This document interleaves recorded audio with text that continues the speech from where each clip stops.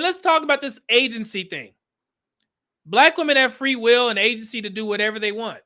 So if I sit there and tell black women, hey, y'all need to be mindful of the men that you have these children with, it'll probably be best, for you to get married before you start having children. They have free will to make any decisions that they want.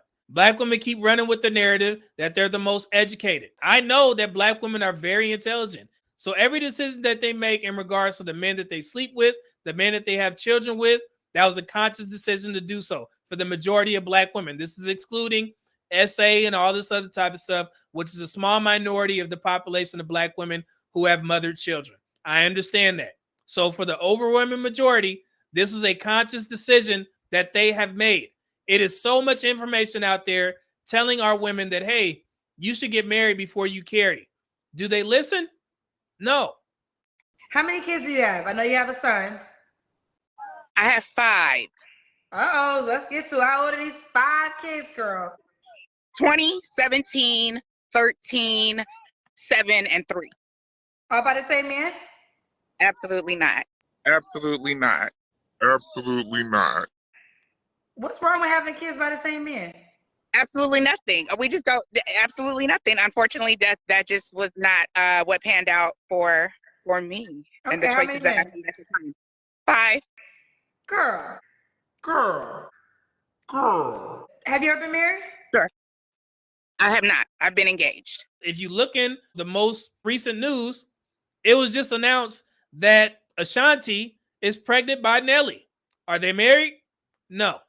Every social media platform that posted Ashanti and Nelly having a child, which is Ashanti's first kid, every woman in the comment section was congratulating them. And if there was one woman that said, hey, did he marry her yet? Honestly, when I saw that she was pregnant, in my head, I said, yikes.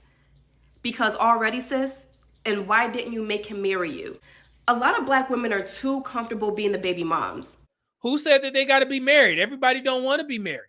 Now, when I'm telling black women to stop accepting crumbs of being a baby mother, because being a baby mother off rip is going to be a struggle, not only for you, but for your fatherless child, I get pushback on that.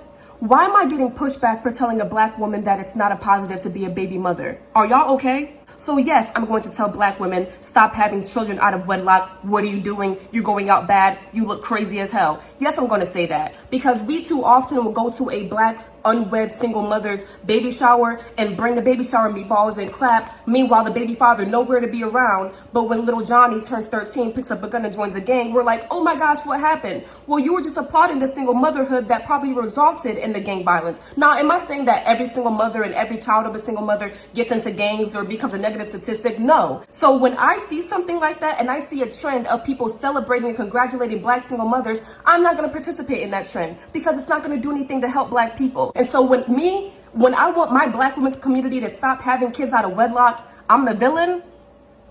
Oh, okay. So for anybody that is sitting there running with this narrative that black men need to lead the community, you can only lead the community if you have a contingent or conglomerate of black women who are willing to follow. And if they're not willing to follow, what do you expect black men to do? Do you think that we have the power to force black women into marriage? No. So this whole narrative that black men need to lead the community, they're doing bad out here. No, we're not. We're doing exactly what we're supposed to be doing. Improving ourselves, lowering the prison rates. New report finds imprisonment rate of black men has fallen by nearly 50% since 2000. What does that say? October 11th, 2023. According to the 1 in 5 ending racial inequity in incarceration, the imprisonment rate of black men in 2021 declined substantially, falling by almost half, 48%, since 2000. Examining the cumulative likelihood of male imprisonment over a lifetime, scholars have highlighted a generational shift. Oh my goodness. Wait. Scholars have cited a generational shift among black men. For black men, the lifetime risk of imprisonment fell from 1 in 3 for those born in 1981 to 1 in 5 for those born in 2001.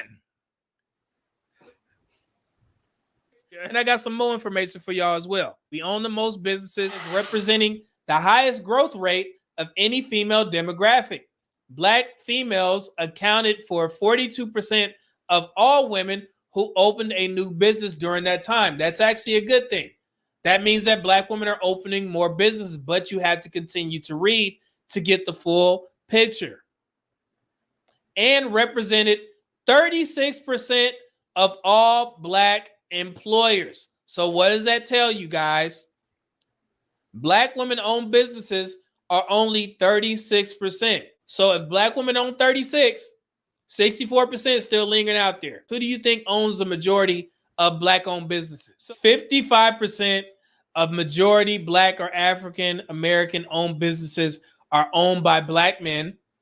37% of majority Black or African American-owned businesses are owned by Black women. And 8% had equal male-female ownership. So there you go. We have the most millionaires, so on and so forth. We are increasing as we go. So for Black men to take time off of their purpose by trying to continuously explain to Black women, you may want to think about this before you lay down with a guy. It's a battle of futility. It's stupid. So stop wasting time. They know. Trust me, guys, they have the information. Every podcast is sitting there trying to tell Black women, and they don't listen. They don't care. For the majority. Not all, the majority. So what business is it of yours to sit there and try and tell them over and over again?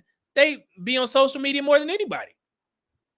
So the information is out there. And I think that's why people get upset with my platform, because I see the world as it is and not how it should be. We can talk all about, well, Black women should be doing this or Black men should be doing that. But at the end of the day, people have free will to make any decision for themselves. So at that point, me knowing that all the information is out there on social media, I'm not going to waste my time going over it once again. If you ask me my opinion, I'll give it to you.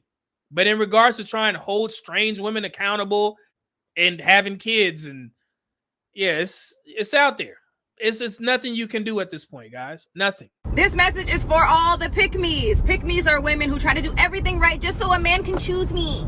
Yeah, cut that shit out. Because I'm going to keep it real with you. Men already know what they want in a woman and who they want.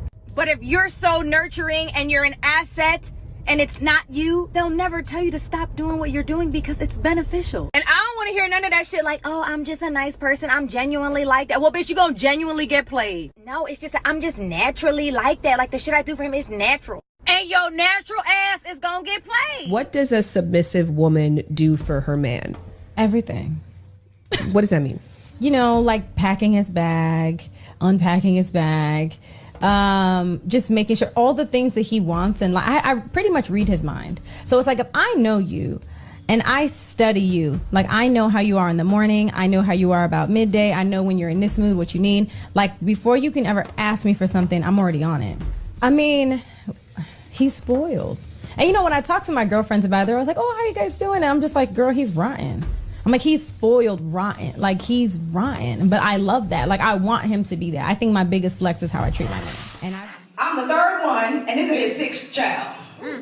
Someone said, ooh. Right, couldn't have been me. All right, until a rich nigga put that pressure on you. I